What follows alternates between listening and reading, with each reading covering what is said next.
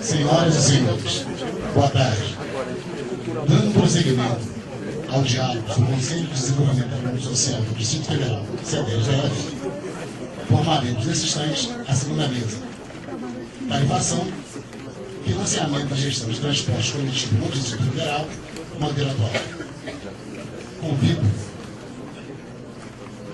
o senhor Ademir Santana, conselheiro do Conselho de Desenvolvimento Econômico e Social, para ser o mediador da mesa.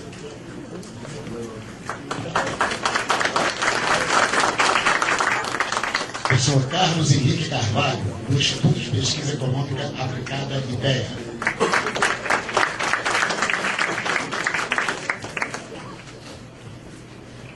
O senhor Carlos Chaga Teles Martins Leal, da Secretaria de Estado de Transporte, CETRAN.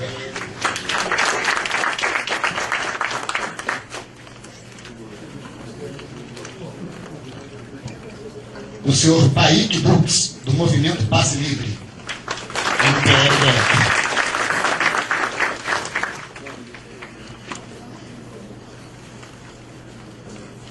E o senhor Adriano Rodrigues de Oliveira, do consórcio HP ITA.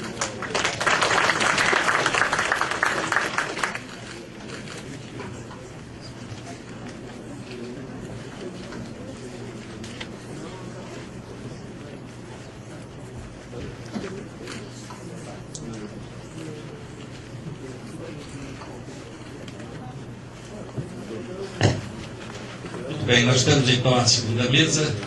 Todos os senhores palestrantes ou dissertadores sabem que terão um tempo de 20 minutos e após as falas teremos também depois 20 minutos para questionamentos. Eu não sei qual tem a ordem já estipulada ou essa ordem que está aqui. Pela ordem que eu acabo de receber, essa, como disse a mesa, é uma mesa que vai tratar de tarifação, financiamento e gestão dos transportes coletivos do DF, modelo atual. E aqui temos, todos os senhores receberam os nomes dos que vão dissertar sobre o tema, são pessoas especialistas nessa matéria, e quem menos sabe aqui é o mediador.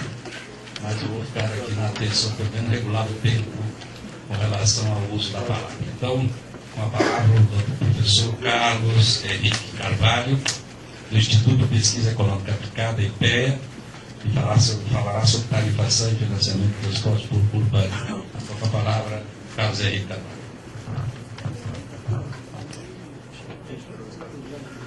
Alô, 1, 2. Obrigado. Conselheiro Ademir Santana. Inicialmente eu queria agradecer o convite, né, de participar, a oportunidade de estar participando desse evento tão importante nesse momento tão rico que nós vivemos no nosso país, de questionamentos, inclusive, né, do nosso modelo, né, de transporte público, nosso modelo de mobilidade urbana. Bem, eu sou pesquisador do IPEA.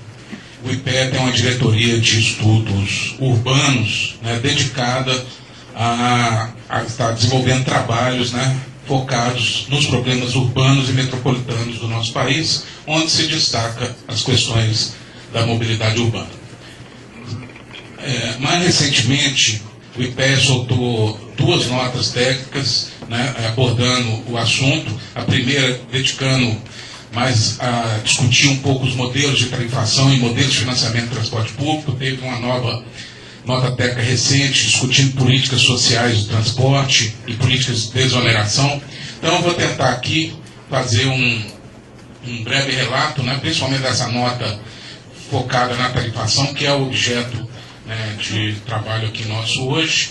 E vou, como essa nota já teve apresentação e divulgação ampla aí na sociedade, eu vou tentar trazer alguns elementos novos sobre essa questão que eu considero importante. Pode passar, por favor. Bem, essa é a nota técnica, não vou ficar perdendo muito tempo de discordar um pouco, de ficar discorrendo um pouco sobre o assunto. Bem, o que está acontecendo no sistema de mobilidade hoje no nosso país? Né? A gente vê claramente, essa apresentação da técnica era mais completa, eu vou tentar acelerar para tentar encaixar no tempo de 20 minutos. Se a gente analisar os dados, né, do IPCA, de transporte público, tarifas e componentes de custo do transporte individual, a gente vê claramente o que está acontecendo no nosso país em termos de políticas, né, para a mobilidade. A tarifa do transporte público urbano nos últimos 10 anos subiu mais do que 30% acima da inflação. Ao mesmo tempo, o preço de veículos novos, gasolina e itens de manutenção do transporte privado subiram abaixo da inflação. Então, na prática, o que está ocorrendo?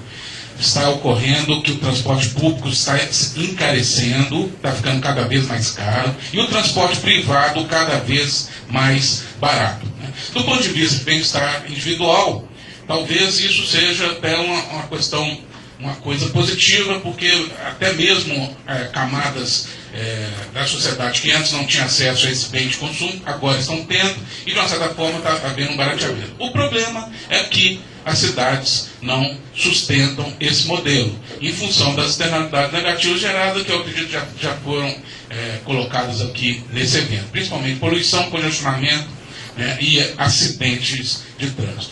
Então, o que nos leva a esse modelo? O que está acontecendo? É claro que tem nuances de políticas federais, políticas estaduais, políticas municipais, locais, né? Eu não vou entrar muito no detalhe e vou tentar focar no processo de formação de preço do transporte público, né? Que é uma parte dessa sistemática maior, né? Que é o modelo de financiamento do sistema de mobilidade no Brasil.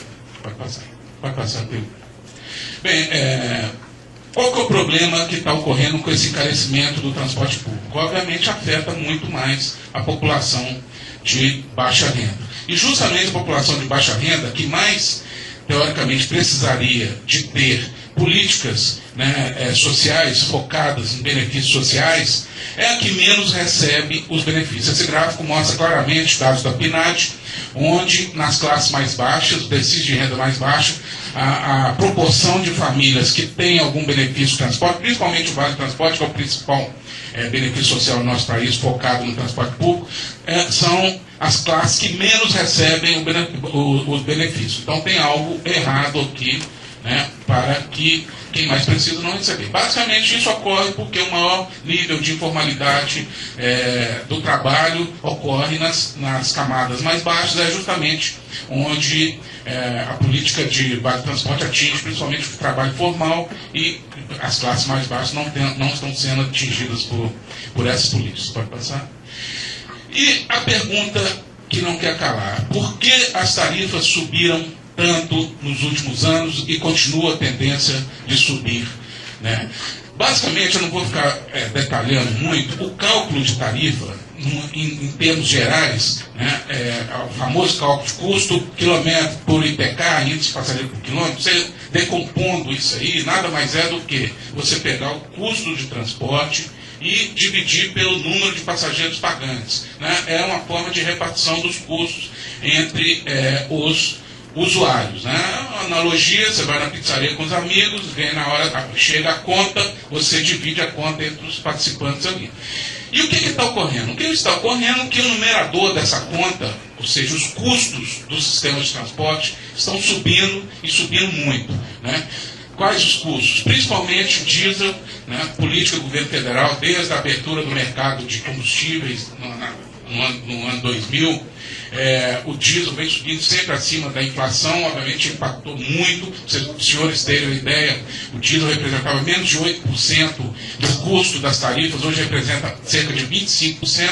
E você tem outros componentes, principalmente o componente que tem a ver com velocidade operacional. À medida que você tem mais tráfego nas ruas, você diminui a velocidade dos ônibus, você aumenta o seu custo, você precisa mais frota para poder atender, já que os ônibus perdem muito tempo nas ruas, mais pessoal e assim por diante, né? Então é o impacto, né? Fala-se que no Brasil não tem pedágio urbano.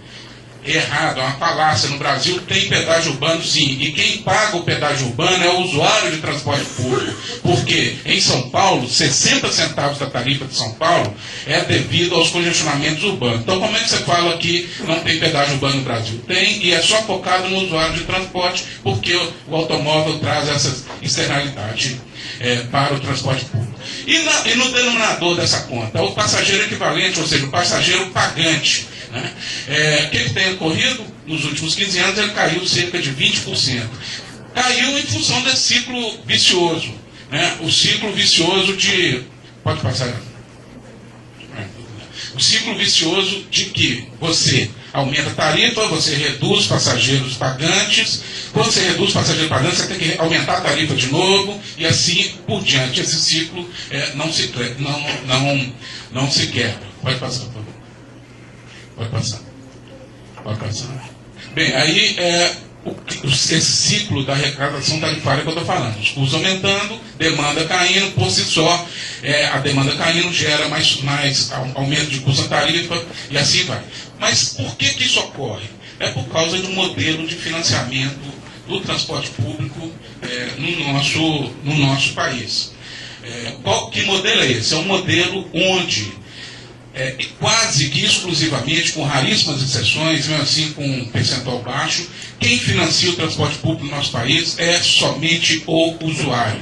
Né? Ao contrário, pode passar, ao contrário de, por exemplo, na Europa e nos Estados Unidos, conforme mostrado aí nos gráficos, parcela da sociedade, além dos usuários, a sociedade como um todo também ajuda a financiar o transporte público através de subsídios ou outros mecanismos existentes para financiar a operação do transporte público. Não estou falando de infraestrutura, já que o foco aqui é mais a operação. Então, um exemplo aí, em média na Europa, 45% apenas do custo do transporte, né, é bancado pela tarifa. Os outros 55% são bancados, seja por fundos federais, fundos estaduais, regionais, e fundos locais. Há fundos de transporte que cobrem os custos do serviço, sendo que a tarifa é a menor parte. Por que isso é justo? Por que, por exemplo, o usuário de automóvel que não usa transporte público, ou um empresário da economia em geral não usa transporte público, por que ele tem que financiar o transporte público? Porque o transporte público beneficia a todos, não é só aos usuários. O transporte público beneficia ao usuário de automóvel, porque sem transporte público ele não consegue circular nas vias, haja vista qualquer greve em São Paulo para a cidade, porque não há espaço suficiente nas vias para que toda a frota de automóvel de São Paulo, por exemplo, circule. Estima-se que apenas 1/3 da frota de São Paulo consegue circular simultaneamente. Passou de 1/3 para a cidade. E o empresariado em geral também se beneficia. Sem transporte público não tem trabalhador, sem transporte público não tem consumidor. Né? Então, toda a sociedade se beneficia, até mesmo os mais ricos, que nunca viram um ônibus na vida, mas quando o seu empregado doméstico chega às 7 horas da manhã para fazer o café da manhã, no horário, ele fica muito satisfeito. Né? Então, todos beneficiam, essa é a lógica de financiamento de transporte fora, todos pagam. Então, quais as alternativas para a gente diversificar as fontes de financiamento do transporte público? Né? Hoje, esse aí é dados da pesquisa de orçamento familiar, mostrando que, basicamente, os mais pobres pagam pouco transporte, e, no fundo, eles não pagam pouco. É um indicador de imobilidade. Né? Como eles têm pouca renda, então usam pouco o transporte. E os mais ricos também pagam pouco, porque eles usam o transporte individual. O que a gente teria que fazer? A gente teria que pensar num modelo onde os mais pobres pagariam menos e os mais ricos pagariam mais. É um modelo de progressividade no financiamento do transporte coletivo. Quem tem mais, paga mais, quem tem menos, paga menos. Como construir esse modelo? Né? E esse gráfico é interessante, mostrando o impacto sobre a renda dos gastos com o transporte público coletivo no Brasil. Mostra claramente a regressividade do financiamento do transporte público hoje no Brasil. Por quê? Nos mais pobres, o impacto sobre a renda é super alto, chega a quase 13%, 14%. Nos mais ricos, é menos de 0,5%. Então, qual seria a política de equidade no financiamento do transporte público? Seria uma política, o ideal é que todos pagassem o mesmo impacto sobre a renda, que no caso ali a gente calculou em 2,82%. Se todas as famílias destinassem famílias urbanas, 2,82% da sua renda para financiar o transporte público, né, teria maior equidade. Justamente isso que a gente tem que fazer. Eu coloquei essas duas outras curvas abaixo. A do meio é uma situação intermediária. Obviamente você não chega no ideal de uma vez só. Você tem que ir trabalhando gradativamente, por fim chegando a outra. E quais as políticas para a gente fazer isso? Para a gente ter mais progressividade no financiamento. Aí é um exemplo, né, usando a POF mesmo, para vocês terem uma ideia, hoje as famílias mais pobres, dados de 2009, reais de 2009, pagam R$ 71, nessa política de equalização dos impactos sobre a renda teria que pagar 19. Compensação, 10% mais rico, que hoje só paga R$ 60, teria que passar a pagar R$ 319. Isso dados de 2009. Isso aí, o número não interessa. O que interessa é a filosofia, é o conceito que está por trás de que todos devem contribuir com o transporte público de forma equitativa. Pode passar. E quais as possibilidades que a gente tem?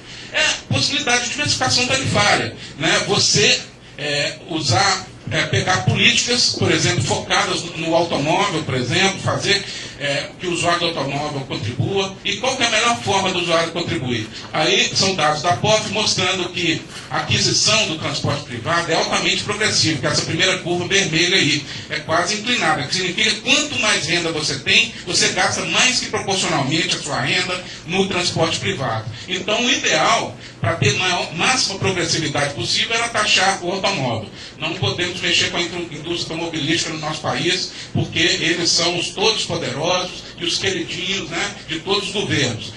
Sempre que se tentou mexer com a indústria automobilística, né, quem mexe com fogo sai queimado. E várias vezes já saiu queimado nessa história. Então não vamos mexer com a indústria automobilística. Qual seria a melhor alternativa, então, para dar progressividade e fazer com que o usuário do automóvel financie? Taxar a gasolina, que seria essa segunda opção, que é altamente progressivo também, ou seja, quanto mais rico, mais que proporcionalmente essa variação de renda você gasta no uso do transporte através da gasolina. Mas a gente tem outras possibilidades também. Por exemplo, a propriedade urbana. Muitas vezes a propriedade urbana é valorizada em função do transporte público, né? Você constrói um metrô, você vai ver quanto que valoriza o imóvel do lado do metrô. E na verdade, o proprietário se apropria desse ganho todo para ele, sendo que o investimento foi público, né? Então você pode pensar também em alternativas de que o proprietário de terra, beneficiado, né, pela valorização da terra em função da rede de transporte público, também possa contribuir. E por fim, a gente pensar em fontes ligadas, né, ao uso do espaço urbano, né? Brasília, infelizmente, né, ou felizmente, por exemplo, eu sou usuário e deixo meu carro ali no setor bancário sul, que é uma das áreas mais nobres e mais caras do país, e gentilmente o GDF me concede aquele espaço gratuitamente. Até agradeço aqui, né, em voz pública ao GDF, por me conceder esse espaço todo dia gratuitamente, que é um dos espaços mais caros do Brasil, né? Então, aí também são políticas que poderiam estar sendo usadas para o transporte público, que é a política de uso do espaço urbano, aí focada principalmente na política de cobrança do estacionamento, políticas de uso equitativo do espaço público. Se a maioria usa transporte público, você tem que destinar a maioria dos espaços para também o transporte público, né? Então, no mais, eu acho que o meu tempo ainda tem mais um pouco, então vamos continuar. Dentro dessa filosofia, está certo. Continuando essa filosofia de fontes alternativas e focando também o proprietário, nós temos também outro instrumento interessante, que é o IPTU, né? Por que não? A prefeita Luísa Erundina, de São Paulo, há 20 anos atrás, ela tentou implantar tarifa zero em São Paulo, né? E a proposta dela era que fosse financiada através de um IPTU progressivo, ou seja, quem morava em locais mais caros pagavam mais, quem morava em locais mais baratos pagava menos, e os mais pobres não pagavam nada, né? obviamente ela foi execrada. Isso aí foi inclusive um dos motivos de forte desgaste político da prefeita, né? A prefeita Marcos, inclusive, também passou por esse desgaste político, né? Tentando implantar algumas taxas, mas focada em outros serviços, mas também focada no transporte público. Então, o fato é que nós temos um modelo de financiamento altamente de transporte público no Brasil, altamente injusto, focado no usuário de baixa renda, focado nas pessoas de baixa renda. Estendendo esse modelo, a gente pode até estender aos absurdos que acontecem no Brasil, como, por exemplo, as gratuidades serem financiadas por pessoas de baixa renda, subsídio cruzado, é o mecanismo mais nefasto que existe, porque o pobre paga, você transfere renda do pobre para o rico, né? Então isso aí é uma coisa também que tem a ver aí com as mazelas aí do nosso transporte e muitas vezes as questões não são debatidas. Então, a proposta, terminando, né, a minha colocação aqui, minha participação, a proposta que eu coloco é que a sociedade discuta, né, um novo modelo de financiamento do transporte público, onde não só o usuário, mas principalmente a sociedade, e principalmente dentro da sociedade, segmentos de maior poder aquisitivo que se beneficiam do transporte público indiretamente, que esses segmentos também possam contribuir com o financiamento do transporte público no nosso país. Mas eu agradeço mais uma vez o convite e fico à disposição aí para qualquer esclarecimento ou debates posteriores. Obrigado. E, de imediato, já passando a palavra para Carlos Chagas Leal, da Secretaria de Estado do Transporte do Distrito. Carlos Chagas. Boa tarde a todos. 20 minutos. Então, coube a mim fazer uma apresentação sobre o modelo de gestão e o sistema de financiamento do transporte coletivo do Distrito Federal, longe da apresentação do companheiro anterior, mas é importante que a gente comece a falar na questão do modelo de gestão. A gente tem 3 ou 4 elementos importantes que sempre, por favor, pode passar. É o usuário, que é o nosso cliente, a Secretaria de Transporte, que é o órgão regulador, então tem os operadores que prestam serviço, e você tem o órgão gestor, que fiscaliza, planeja e controla esse serviço. Então, vou passar rapidamente sobre cada elemento desse, que é importante que nós mais ou menos conheçam como é que funciona o nosso sistema. Então, o foco nosso é o nosso cliente, que é o usuário. Obviamente que eles têm certas limitações e que no decorrer da apresentação a gente pode depois esclarecer. A perspectiva do usuário realmente na gestão atender às suas necessidades e que automaticamente ele abrange as características do transporte, que é a confiabilidade, regulação e pontualidade, frequência, frota, o comportamento dos motoristas, a urbanidade do pessoal como atende esse cliente, os itinerários que atendem o seu destino, ou seja, o seu desejo de deslocamento. Tu tem uma tarifa que seja compatível com o serviço prestado e informações do sistema e que lhe permite fazer um planejamento diário da sua vida. Na perspectiva do órgão gestor, do órgão regulador, que é a Secretaria de Transporte, obviamente que a gestão está baseada na política estratégica do governo e no plano diretor de transporte, recentemente criado, foi em 2011, e que deve acompanhar permanentemente as operações do serviço, visando, obviamente, que esse serviço seja atendido conforme especificado em contrato, acompanha as ações relacionadas à gestão do transporte, monitoramento e controle integrado da gestão e operação do serviço, ações eficientes e eficazes de melhoria das condições de oferta, fluidez e segurança, a disponibilização da consciência das informações como maximizar o uso dos dados do foco do desempenho do sistema, Ou seja, as informações que nós temos hoje, elas precisam nos permitir você readequar o sistema e fazer com que realmente o sistema seja eficaz e eficiente para a população. A concepção e implantação de novos modelos de gestão institucional, principalmente essa que nós estamos implantando agora, que é sobre bacias. Implantar um mecanismo de controle e monitoração do custo de receita, visando exatamente que o sistema seja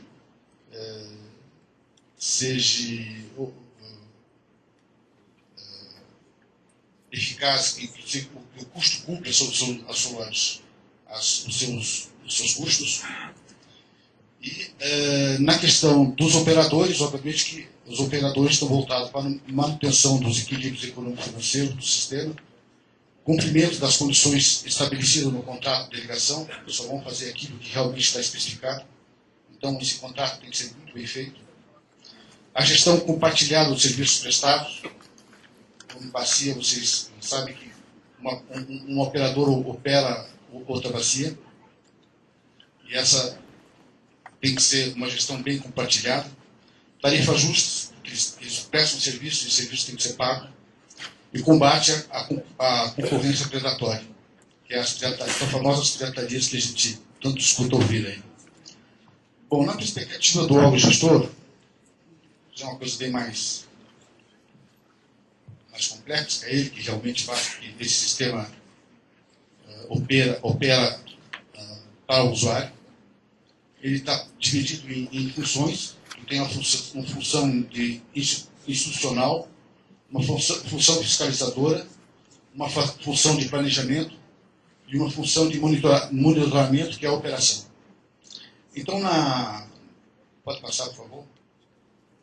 Na função institucional, nós estamos hoje implantando a nova bacia, que acho que deve ter sido apresentada hoje de manhã para vocês, que é a bacia, a operação por área, que é a bacia 1, 2, 3, 4, 5, são 5 bacias, o Distrito Federal foi dividido, e cada dessas bacias tem suas regiões administrativas. Nós temos 2 modelos de transporte, nós temos o básico e o complementar. O básico é um serviço integrado, e o complementar é o rural, vizinhança e outros que porventura apareçam. Tem a programação e definição dos parâmetros operacionais do STP-CDF, então o órgão gestor tem que fazer essa programação. Ele que define realmente o que o operador deve fazer, tabela horária, itinerário, assim por diante. Ele faz também uma administração econômica e financeira, que aí vem a gestão de contas, compensação, gestão tarifária, gestão do sistema bilhetário automático. E ainda uma função institucional é a supervisão, controle e fiscalização da STPC.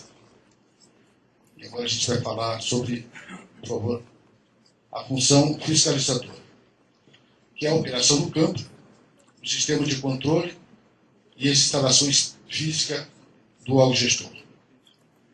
Então, o que faz o órgão gestor hoje? Ele fiscaliza os prepostos, o concessionário, os supervisionários, através de um código disciplinar unificado, que a gente tem e que se aplica.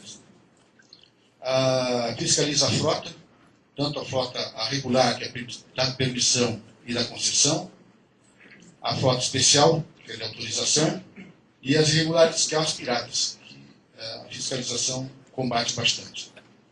Temos também uma função de vistorias, a vistoria de veículos, de garagens, de equipamentos de controle, validador, roleta, tacógrafo, etc. Além disso, as estações, terminais, pontos de paradas e solturas. E as vias, que são nossos corredores que estão sendo implantados agora. Também faz a função de acompanhamento operacional, que são as linhas, e são os nossos itinerários definidos por ele. Esse itinerário tem que ser cumprido. Regularidade, que é a tabela horária. Dotação, que é o conforto, que a gente define que a quantidade de pessoas por metro quadrado é 6 pessoas por metro quadrado, 4 pessoas por metro quadrado. Essas pessoas, o órgão gestor tem que fiscalizar se realmente está sendo cumprido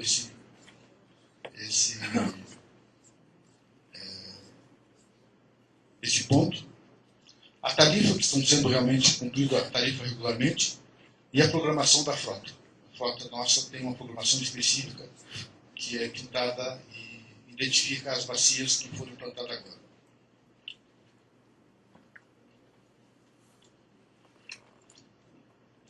Tem uma função de planejamento, que é a programação das áreas da operação, que são as bacias, especificação do operador, relação das linhas diretas, integradas, regionais ou complementares, integração dos modais, ônibus, metrô e bicicleta. Esse é um elemento bastante trabalhado, que está sendo feito agora, e que, em princípio, até o fim do ano, esse sistema deve estar funcionando um pouco melhor e mais abrangente. A especificação da frota, a oferta, que tipo de veículo que a gente quer por linha, para atender aquela demanda. Frequência no pico, fora do pico, ou seja, você tem uma demanda específica num determinado horário, você tem que atender. Define os pontos de paradas, terminais de estações,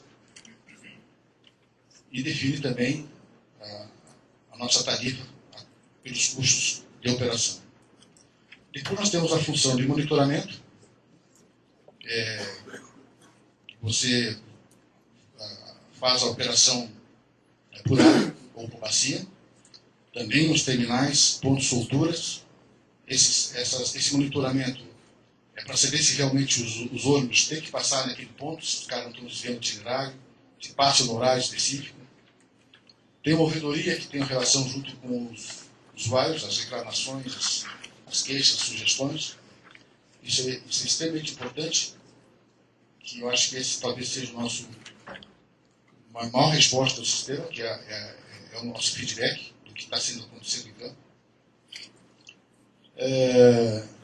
Depois nós temos implantar um novo sistema de transporte inteligente, que é o gerenciamento do controle utilizando o sistema de ITS, um centro de controle operacional, onde você consegue fazer uma programação operacional regular e especial, de forma que permita que realmente o usuário seja atendido no seu desejo, principalmente nos seus horários planejados. Também tem um sistema de informação usuário, que é os famosos painéis, TV, câmaras e totens, que são um sistema que vai provavelmente ser implantado em seguida. E o GPS, o GPS é o sistema de controle de oferta. O comprimento publicitário, ver que horário está passando o ônibus em tal ponto. E se for feito com um sistema inteligente, você pode fazer com que o ônibus adiante um pouco o seu horário, ou atrase um pouco, para chegar no ponto determinado, no horário especificado. Depois você tem um sistema de controle de qualidade do serviço básico, mais para frente a gente detalha um pouquinho mais, que é que se define realmente a qualidade do serviço que se pretende ter, incentivando que o operador, em cima dessa qualidade de serviço, execute aquilo que foi contratado. Tem um cadastro de permissionário, de posto, de frota, autos de inflação, reclamações e sugestões, acidente, movimento financeiro. Esse cadastro é extremamente importante porque nos responde e nos dá uma resposta de como está sendo operado o nosso sistema.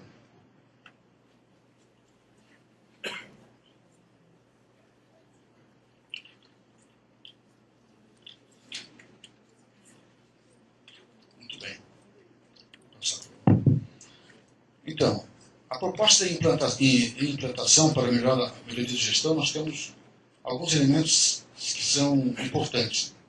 O modelo apresentado anteriormente tem muita coisa que ainda não foi revisado, porque é um sistema que foi licitado recentemente e que necessita realmente de muito trabalho.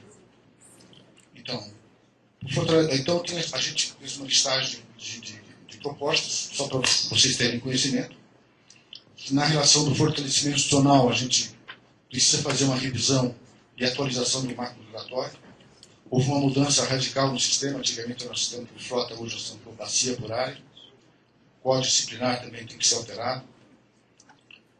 O desenvolvimento organizacional, reformulação e implantação e manualização da operação, que são os procedimentos e as rotinas de trabalho do órgão gestor. Planejamento de recursos humanos, adequar o quadro pessoal. Esse sistema realmente não é para amador. Então a licitação, os concursos que são feitos, muitas vezes os concursos não atendem em nada às necessidades do órgão, principalmente quando você faz um concurso onde você deixa aberto e não especifica o técnico que você necessita, você tem vários profissionais que não são da área, que são incorporados dentro do sistema, que muitas vezes demora para você ter essas pessoas ser operacional. Nada contra o músico, o dentista, mas fica difícil você trabalhar com pessoas assim. Então, acho que esse cuidado precisa ser ter quando for fazer um novo concurso público, onde você realmente canalize todos os seus esforços para realmente técnico de transporte. Capacitação do pessoal, acho que isso nunca para, isso sempre tem que ter. Principalmente na área gerencial, técnica e administrativa. Estruturação e modernização do órgão. A aquisição de equipamentos hoje, se você vai trabalhar com ITS, você tem que realmente ter uma equipe muito boa, com salários compatíveis, senão o pessoal não fica no órgão.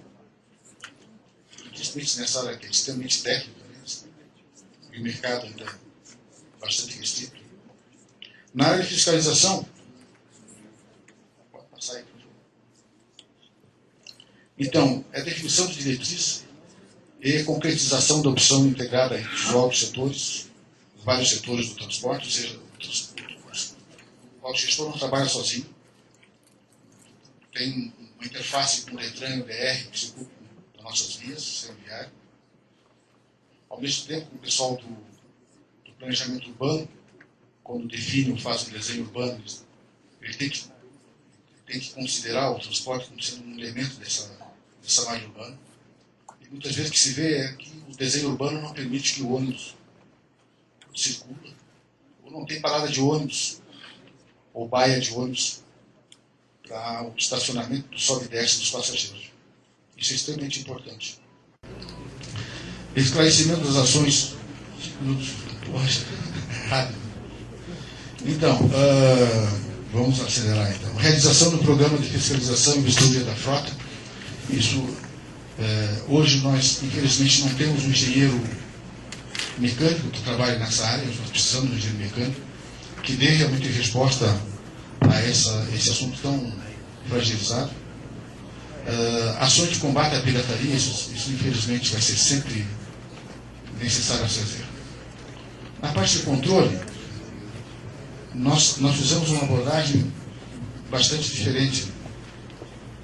Hoje nós temos que incorporar, implantação do sistema de gerenciamento para o sistema inteligente é um novo modelo, um sistema moderno que nos permite online responder às necessidades e os problemas operacionais em campo.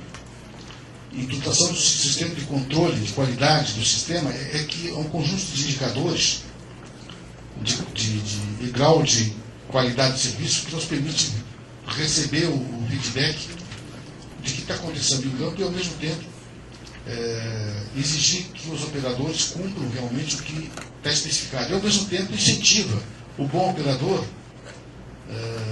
e que está fazendo realmente o seu serviço contratado, receba os seus benefícios nesse serviço. Nós temos um monitoramento também da infraestrutura de apoio da operação. Quem conhece a rodoviária do Plano Piloto sabe que realmente é nosso grande calcanhar de Aquiles hoje, onde passa mais de 600 mil pessoas ali dentro, já está com a sua capacidade mais que vencida, a quantidade de frota de ônibus que passa aqui está difícil de administrar. E por isso foi criado um comitê de gestão integrado da rodoviária do Plano Piloto, com o objetivo de coordenar e promover ações destinadas a ordem, segurança e qualidade da instalação ao público usuário, bem como atendimento às pessoas em situação de vulnerabilidade. Como é um ponto de encontro, você tem uma série de pessoas que muitas vezes não têm envolvimento com o transporte, mas que circulam por ali.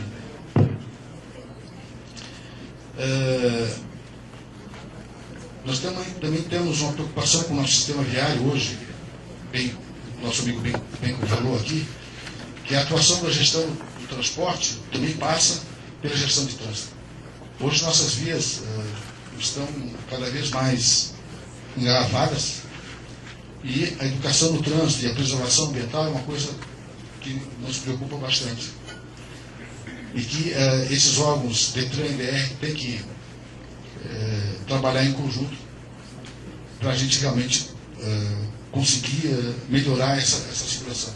Foram criadas nossos corredores e nossas vias exclusivas de ônibus exatamente para melhorar um pouco a fluidez do transporte coletivo, que atende uma população bem maior do que a população de veículo particular. A polícia de estacionamento também nós achamos extremamente importante, que é bem lembrado com o nosso amigo aqui, o Carlos, meu xará, que são procedimentos específicos, ou seja, você precisa melhorar o transporte para você conseguir fazer uma política de estacionamento em que você tenha condições de exigir, mas oferecendo também qualidade e opções para que o usuário do veículo particular possa ter alternativa de deslocamento.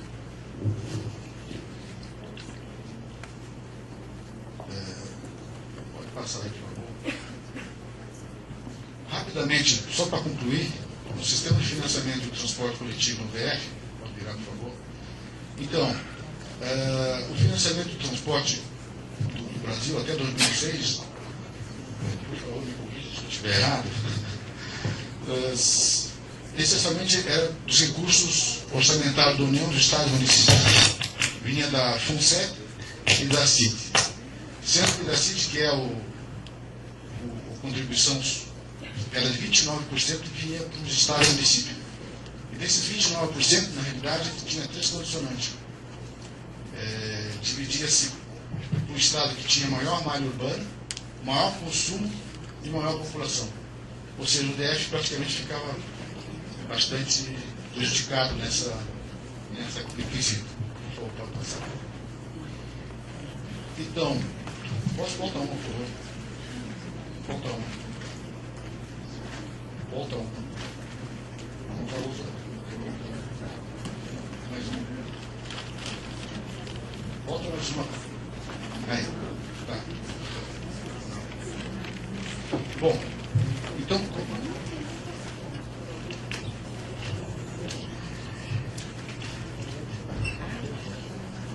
Bom, a partir de 2007, foi lançado o Programa de Aceleração do Crescimento do Governo e foram alocados inicialmente recursos para o setor metroviário. Depois foi lançado o Pacto da Mobilidade de Grande Cidade e o GDF foi beneficiado por esse PAC, principalmente porque ele tinha um plano diretor de transporte que definia quais são as ações a serem implementadas. E esse PAC da cidade era em torno do que foi definido no plano diretor, as ações recomendadas, era em torno de 8 bilhões de reais. Hoje deve ser um pouquinho mais. Então o Pacto da Mobilidade foi disponibilizado para a gente 2.400, que estão se fazendo os projetos agora para ser implantado. O Eixo Sul. Pode passar, por favor. Mais um. Aí, o Eixo Sul. O Eixo Oeste, conclusão, principalmente a comercial Sandu e Hélio Brax. Depois veio a expansão e modernização do metrô, também está nesse PAC. Veio o PAC da Copa, que foi a ampliação da DF 47.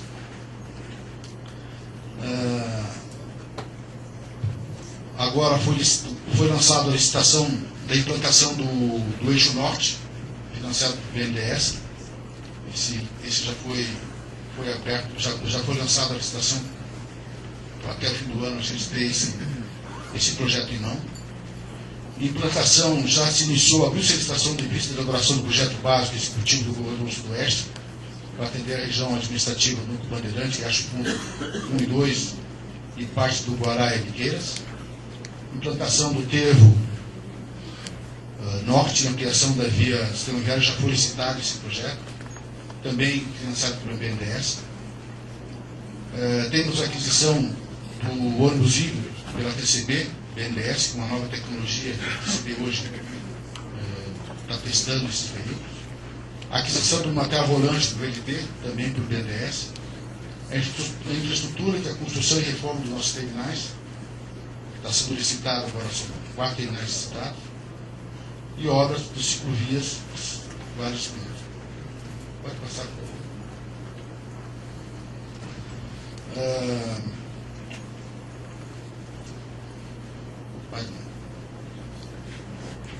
Volta ao nosso. Então, quais são as propostas que a gente acha importante salientar aqui? O financiamento da infraestrutura e equipamentos, acho que a criação de frontes permanentes, onde você vincula 25% do CID para investimento no transporte urbano e metropolitano. Voltar o financiamento do BNDES.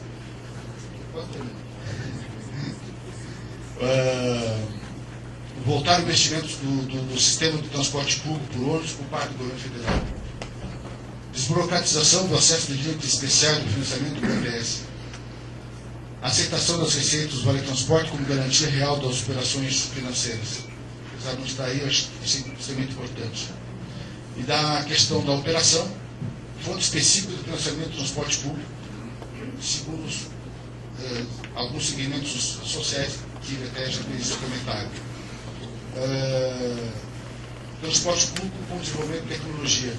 Acho que nós precisamos fazer algumas mudanças nas normas de fabricação. Hoje a gente vê caminhões encarroçados, ainda, aqui no DF, servindo como transporte coletivo. Em São Paulo já tem uma lei proibindo isso.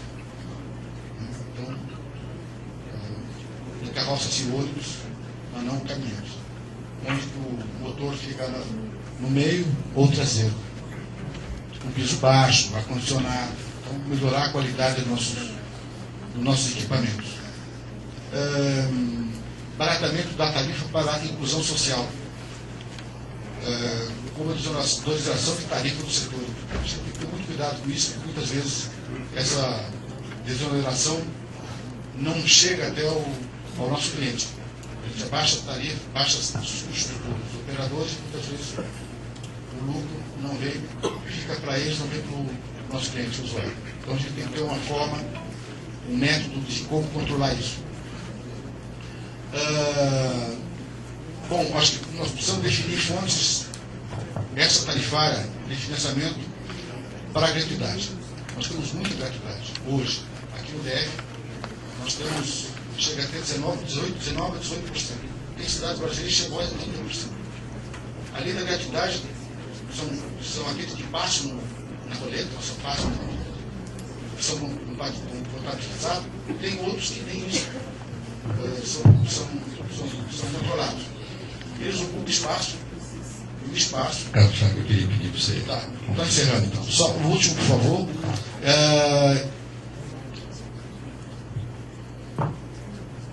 Bom, e o último seria a eliminação do subsídio a grandes grupos econômicos. E para subsidiar exatamente a família de baixa renda, no limite da pobreza. Ficou truncada a apresentação, mas é muito grande. Disseram que era para apresentar os dois elementos, depois disseram que era só o controle. Então, é difícil. Obrigado, gente. Desculpe aí. E agora nós vamos passar a palavra ao Paik Dux, que vai do movimento Passe Livre, IPF. O tema dele é tarifa zero na perspectiva do movimento. A palavra, Paik. 20 minutos, Paik. Correto. Vou contar a partir de agora aqui, dá para ver certinho. Bem, boa tarde a todos e todas.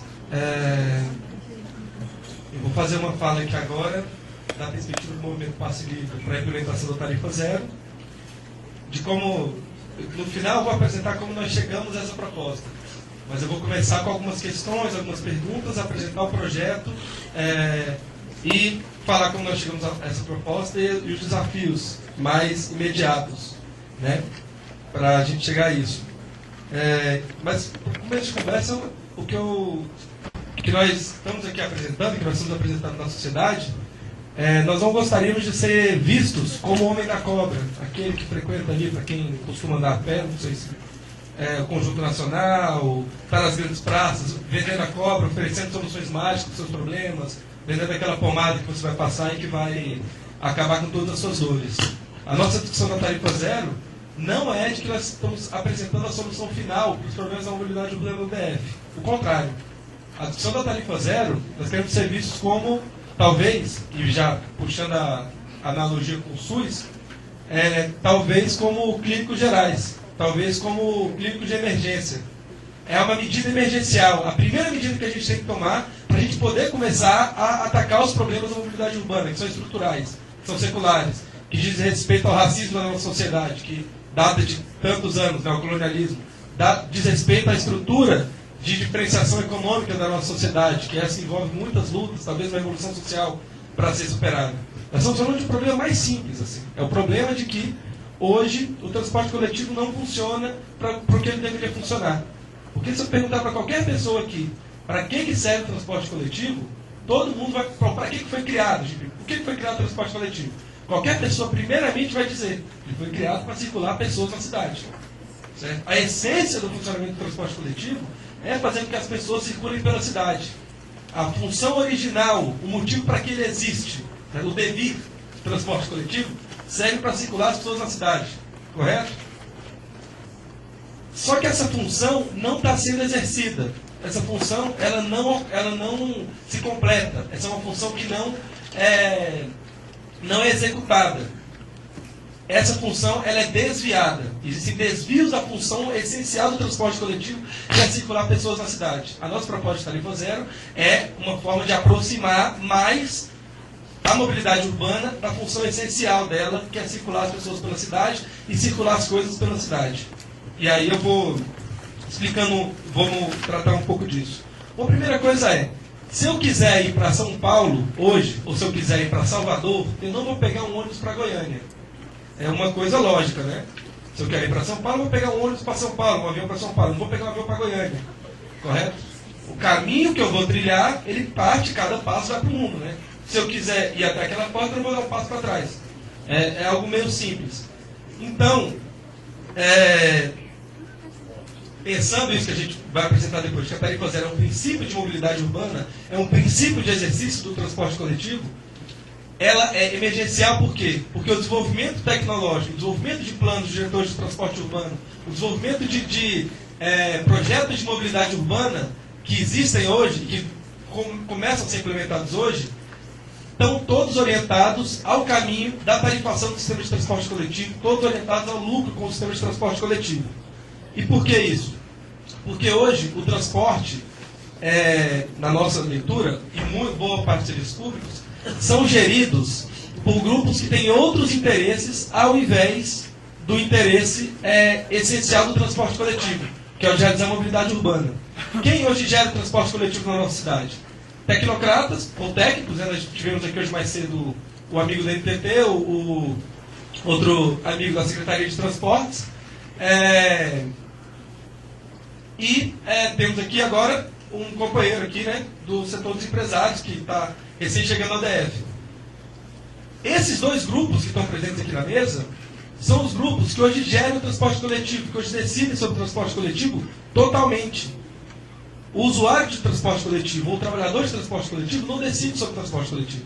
Hoje isso é uma realidade. Nós somos um movimento social que já foi preso, já temos nas nossas prisões, perda de cabelo, olho roxo, braço quebrado, porque nós simplesmente tentamos influir no mundo dos transportes coletivos. Somente por isso nós fomos reprimidos em uma série de ocasiões por diferentes motivos.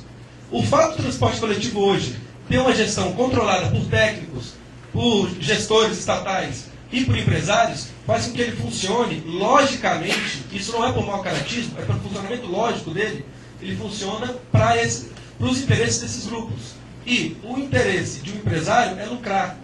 O empresário ele tem que lucrar para ele sobreviver. O mau empresário é que não lucra, porque o serviço dele acaba. Certo? Se você cria uma empresa, sua empresa não gera lucro, acaba a sua empresa em 3 meses, 2 meses. E aí você fica com uma dívida. Correto? Você gera problemas para a União, você gera uma tributação maior, etc. Né? Então, esse é um mau empresário. Correto? O mau gestor é o gestor que não cumpre bem seu serviço e no período eleitoral não vai ser eleito. Né? Ele tem que garantir a sua sobrevivência no cargo. Correto? Um empresário de transporte para lucrar, vamos pensar bem, na forma como está estruturado o serviço. Eu tenho um ônibus hoje, esse meu ônibus, para eu lucrar mais, para eu poder manter minha empresa, para poder manter a minha função de existir no mundo, caso eu fosse empresário, não sou, né, contra meus princípios, perspectivas, mas isso não está em discussão aqui. O que eu tenho que fazer? Se eu tenho um ônibus e eu tenho 200 pessoas, se eu tenho 2 ônibus e tenho 200 pessoas, eu deixo de circular um ônibus para que 200 pessoas circulem em um ônibus com uma boleta, porque assim eu vou lucrar mais. Isso é da lógica do funcionamento para obter lucro. Se eu ganho uma tarifa, se eu recebo uma tarifa de R$3, esses R$3, eu tenho 30 centavos para investir constantemente na renovação da frota, mas eu sei que eu não preciso, que a frota pode circular, ainda que precariamente, se esses meus 30 centavos serem investidos constantemente na renovação da frota, eu vou fazer uma forma para que esses 30 centavos gerem mais lucro. Essa é a forma de funcionamento do transporte na base do lucro. E, se eu sou um gestor público e eu ganho, ou rompendo com os empresários, fazendo um plano novo de transporte, ou recebendo o verbo desses empresários de transporte para manter o cargo político, faz parte da lógica política. Isso não é propriamente legal. Né? Não é ilegal você receber, nem é ilegal você não receber financiamento de empresário de transporte para a sua campanha. Isso está dentro das normas eleitorais. Então essas 2 opções são morais. Cada uma delas vai ter seus dividendos e seus lucros e prejuízos eleitorais. Correto? Está dentro da lógica de reprodução desses grupos políticos que gerem o transporte hoje. Por que, então, que a gente discute a gestão do transporte tem que ter fundamentalmente a participação do usuário? Porque o usuário e o trabalhador de transporte coletivo, no limite, são quem precisa de um transporte bom para ele poder ser executado. Correto? Em toda a sociedade, certo? Não precisa ser só o usuário direto, pode ser todo mundo que se beneficia. Se toda a sociedade pudesse discutir o transporte coletivo vai funcionar melhor do que hoje, que ele é discutido só por técnicos e por políticos. Ok? Não estou falando mal dos nossos técnicos, não estou falando mal aqui dos nossos políticos. Não, esse não é o caso. Depende se são bons ou ruins. Essa é uma discussão administrativa. O trabalhador precisa do transporte bom, porque se o motor é dianteiro, vai dar problema para ele. É a segunda profissão que mais deixa doido no mundo. A primeira é assessor de elevador, etc. Percentualmente, né?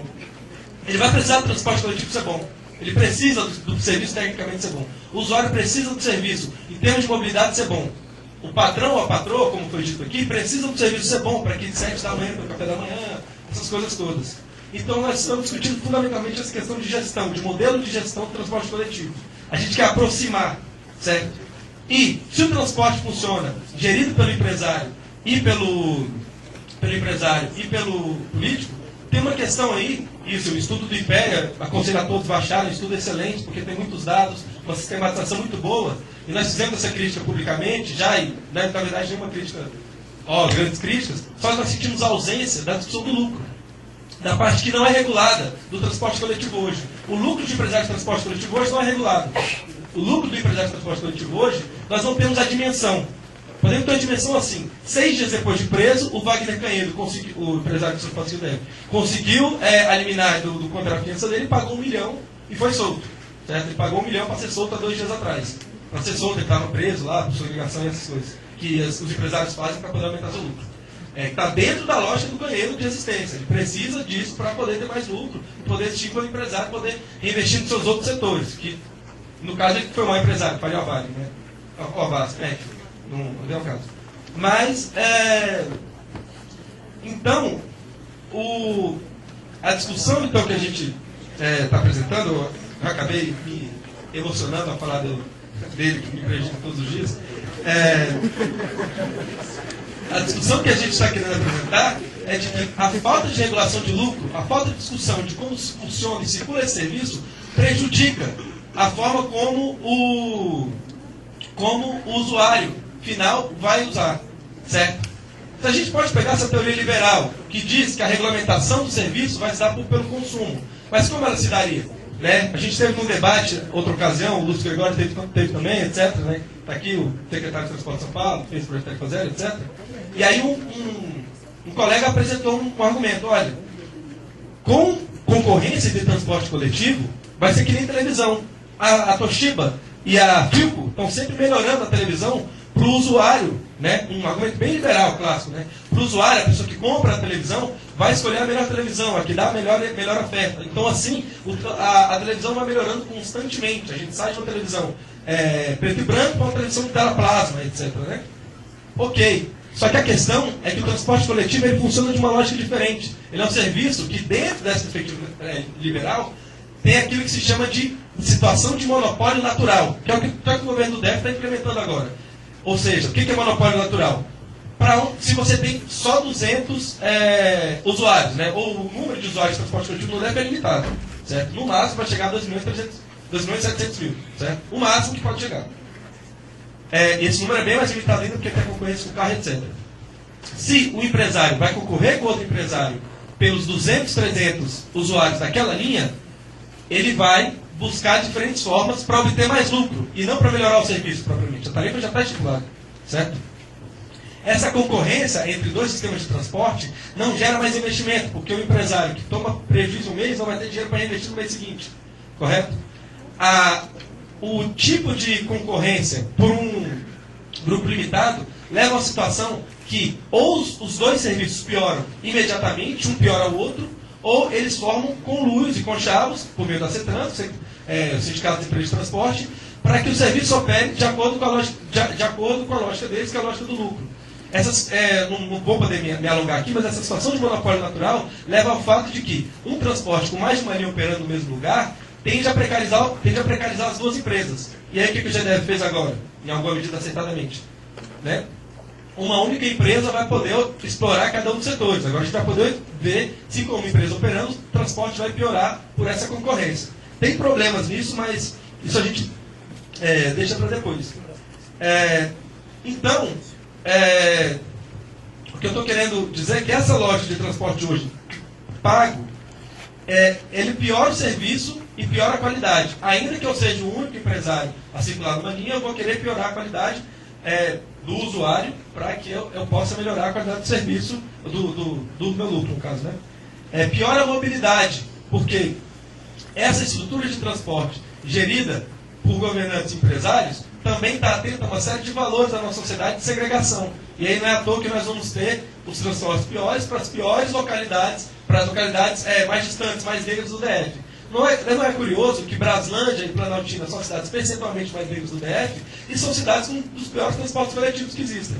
Não é à toa que o transporte coletivo não funciona 24 horas. Isso é um casamento perfeito. O empresário não roda o transporte à noite, que é a hora que vai ter menos demanda, e a playboyzada do plano piloto fica tranquila porque não vai ter negro circulando aqui. E quando eu falo playboyzada do plano piloto, estou falando de campanha que foi feita, que vocês devem ter acompanhado, contra o metrô na Asa Sul, na década de 90.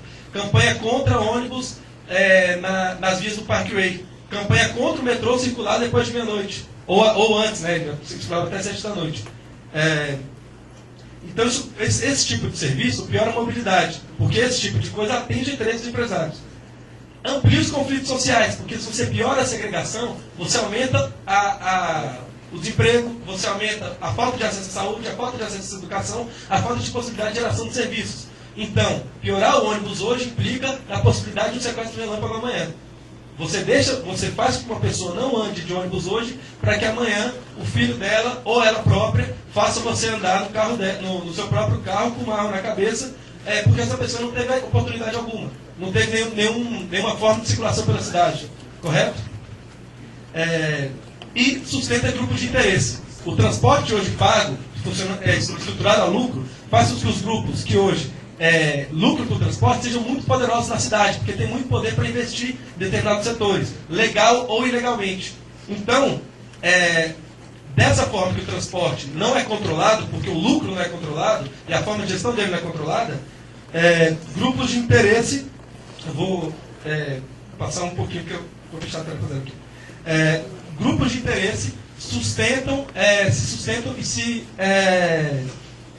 reproduzem em torno do transporte coletivo público. Então, se o transporte existe para circular pessoas, o que nós estamos querendo dizer? O que nós estamos querendo propor quando a gente fala em tarifa zero? Nós falamos o seguinte: o transporte ele tem que se aproximar de um direito social. O transporte tem que se aproximar e tem que ser entendido enquanto um direito. É um direito porque é uma necessidade das pessoas circularem pela cidade, e é um direito porque é uma necessidade da cidade que as pessoas circulem pela cidade. Se, como já foi dito aqui, se tem greve de ônibus, a cidade para, né? Quando tem greve de ônibus, os empregados não chegam nos espaços de trabalho, os estudantes não chegam na escola, quem sai de carro fica engarrafado e a cidade para. Então o transporte, ele é fundamental, é essencial para que a cidade funcione. E mais que isso, a capacidade de se locomover e de se movimentar pela cidade é um direito essencial para que a cidade de fato exista para todo mundo. Certo? O plano piloto não existe depois das 10 da noite para boa parte do DF. Porque as pessoas não podem chegar ao plano piloto, ele existe como um plano de fantasia. Existe como Nova York existe. Certo? O plano piloto para um morador de Braslândia, a partir de determinado horário, existe igual Nova York. Você pode ver pela TV, pode ver nos livros, mas você não pode estar lá. Então, o transporte é o que garante esse direito de ser exercido, o que garante o hospital 24 horas que tem do Agarram, Agarrais, etc., possa existir às 2 da manhã para o morador de Planaltina. Certo? E, infelizmente, o sistema de saúde é bastante complicado, mas, enfim, serve para que esses serviços funcionem. E aí, para isso, ele tem que se aproximar das formas de gestão de serviços públicos. Estou falando de SUS, certo? O Sistema Único de Saúde, ou o serviço de limpeza urbana, correto? Que uma taxa é paga para uma empresa executar o serviço de limpeza, a gente paga ela por meio de impostos. Como as nossas escolas públicas, que toda escola é gerida pelo Estado, é estatizada, né? Ou o SUS, que no caso, os funcionários, eles são do Estado, a seringa não é do Estado, né? A seringa é comprada de empresas privadas, certo? Ou seja, nós podemos ter esses 3 modelos de gestão do transporte coletivo. Esses 3 atendem ao transporte como direito. Repetindo, sistema de limpeza urbana, uma empresa contratada, SUS, os empresários são os funcionários são do Estado e as ferramentas são de empresas públicas, ou educação, que ele é plenamente estatizado. Certo? Esses 3 modelos implementam a tarifa zero e garantem o transporte como direito. O transporte garantido como direito, o que ele pode gerar? Vamos ter aqui agora as experiências, vai ter um prefeito de Augusto, Lúcia, outras pessoas para apresentarem outras perspectivas. Quanto mais transporte a gente tem, maior a circulação de pessoas na cidade e maior a circulação econômica na cidade. Você tem mais trabalhadores que podem circular. Um trabalhador de Sobradinho pode trabalhar no Gambo, que hoje é praticamente impossível, porque a pessoa tem que pagar R$6 de ida e R$6 de volta, R$12 por dia. Certo? É muito dificultado. Então você tem uma circulação dessa mercadoria, que é a mão de obra dos trabalhadores. Você tem uma circulação de pessoas pelos espaços públicos. Você tem capacidade de criar coisas em diferentes lugares. Hoje se cria no plano porque é só uma passagem. Se você tiver transporte coletivo gratuito, você tem a possibilidade de criar coisas em diferentes localidades da cidade. Mas você modifica a própria circulação e concepção cultural e econômica da cidade mesmo. Assim. Você pode... porque o que eu estou querendo fazer aqui é um exercício de imaginação. Caso a gente tenha uma cidade em que o transporte exerça sua função plenamente, nós podemos ter um exercício cotidiano de vivência da cidade por todas as pessoas em todos os bairros. Então, ir para a Ceilândia à noite, de repente, pode ser algo que não seja necessariamente culturalmente mal visto, porque nós vamos ter uma série de outras iniciativas que existem já lá hoje e que serão fortalecidas cada vez mais com elas. E aí, a implementação dessa tarifa zero, ela tem alguns pressupostos, que aí com isso, tem mais 15 segundos, então vou passar uns 3 minutinhos. Eu vou fechar. Vou fechar um pouco aqui a fala. A implementação da tarifa zero era o quê? O Estado cria um fundo de transporte. Esse fundo de transporte ele pode ser preenchido por todos esses itens levantados aqui pelo estudo do IPE, do Carlos Brandão e da equipe técnica, com exceção da tarifa, obviamente. Esse fundo de transporte, ele ou contrata uma empresa, ou subsidia uma empresa cujos funcionários são públicos e a contratação é de ônibus vem de terceiros, certo? Ou subsidia, no caso seria que a TCB, como a empresa que executaria todo o transporte coletivo no DF, certo? Esse fundo de transporte faria isso. Para fazer isso, ele precisa de uma norma técnica, que é o transporte orientado para o lucro, ele precisa de uma fórmula de financiamento dele que gere cada vez mais lucro. Essa fórmula se chama IPK. E essa fórmula chegou à falência, como foi dito aqui pelo estudo do IPEA, a qual eu preciso me deter mais. O índice de passageiro por quilômetro é um índice que pega só o passageiro por quilômetro, não pega o lucro, não pega o custo geral do serviço. O custo geral do serviço, ele é pago, e aí, a depender de qual for o modelo, você põe uma taxa pelo serviço, né, você paga para a empresa que vai executar, e esse pagamento de taxa pelo serviço faz com que o empresário, ou a empresa pública, ou a empresa que foi contratada para exercer o ônibus, receba mais verba quanto mais transporte ela circule pela cidade. Receba mais verba, que seria o pagamento por quilômetro rodado do ônibus. Então isso faz com que o financiamento do transporte facilite a circulação do transporte e não o lucro. O financiamento do transporte ele passa a ser orientado para o exercício do transporte na cidade e não para o lucro de empresário, como ele hoje era, sendo baseado na tarifa. E esse exercício do transporte ele já engloba e já controla a própria ideia e funcionamento do transporte de hoje, em que o empresário lucra quanto mais pessoas ele tiver na rua. Ao contrário, ele lucraria quanto mais ônibus ele tivesse quanto mais pessoas ele tivesse quanto mais ônibus ele estivesse circulando.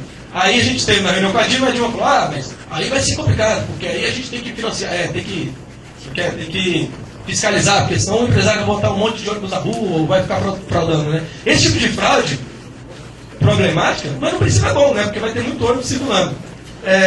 Mas ele ainda assim pode ser controlado com GPS, certo?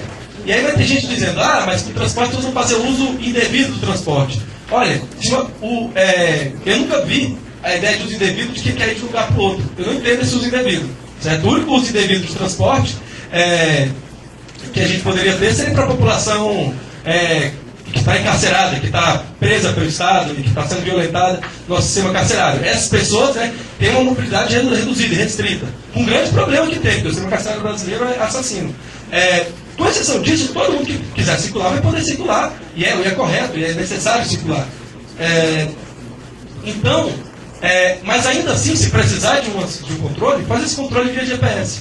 Tranquilo, né? Tem essas técnicas todas apresentadas. Com uma circulação dessas, nós vamos precisar saber para onde as pessoas querem ir. Então, nós vamos precisar da gestão pública. Nós precisamos de uma gestão em que os conselhos de transporte sejam deliberativos, em que os técnicos de transporte e os gestores públicos não decidam sobre o transporte, e os próprios empresários não decidam sobre o transporte, que subsidiem informações técnicas para que os usuários possam apresentar suas perspectivas de transporte. Isso não é populismo tolo, isso é controle público, isso é controle social de um serviço público. Nós não temos os conselhos de saúde, seriam iguais aos conselhos de transporte, talvez com mais poder, porque os conselhos de saúde têm seus problemas também de exercício. Para finalizar, o último ponto, nós chegamos à tarifa zero, o movimento Passe Livre, quando surgiu como Passe Livre para estudante, vindo a maioria das pessoas do movimento estudantil secundarista. A maioria das pessoas que fizeram o movimento Passe Livre veio disso. Não estava refletindo sobre transporte coletivo, não estava propriamente refletindo sobre cidade. Nós chegamos a essa pauta porque a nossa vida na cidade, e a vida de todos nós aqui na cidade, nos levou a essa reflexão. O que eu estou querendo dizer com isso? A tarifa zero, quando nos foi apresentada numa mesa de boteco em Fortaleza, para alguns companheiros, pelo Lúcio Gregório, ela não foi uma pauta mirabolante. Ela, ao contrário, ela foi uma pauta que atendeu aos nossos anseios, que são anseios de pessoas que andam se mobilizando na cidade. Ou seja, a tarifa zero não é uma invenção do movimento Passe Livre, não é uma invenção do Lúcio Gregório. A tarifa zero é uma necessidade da cidade, uma necessidade imediata da cidade. A partir do momento que ela possa ser implementada nos próximos meses, nos próximos 1, 2 anos, ela pode gerar uma reestruturação do transporte coletivo e que toda a verba que foi investida nele, verbas estratégicas de 30 anos, de grandes corredores, de sistemas metroviários, etc., vão estar orientados para o funcionamento do serviço, e não para o lucro de alguns setores, e não para o lobby das petroleiras, e não para alguns grupos políticos que precisam do transporte ruim para poder se manter na cidade. Então essa é a nossa perspectiva. Nós vamos ter outras mesas para apresentar um pouco mais detalhadamente o projeto, mas o que a gente queria mesmo aqui era só apresentar que politicamente a tarifa zero está sendo defendida pelo MPL, mas ela é uma necessidade da cidade. Nós do MPL não temos nada com a tarifa zero, nós não vamos ganhar nada, nem projeção política, nem nada disso. Boa parte do movimento que não tem nenhuma pretensão eleitoral, é antissistêmica em essência. Mas o que a cidade vai ganhar com a tarifa zero é a contenção de uma crise social que já se expressou em junho e que a tendência é se expressar com cada vez mais força, violência e perdas e ganhos. Então é isso. E aí a frase óbvia, né, que o tarifa zero é o óbvio que bate a nossa porta, não é a solução mirabolante. Okay.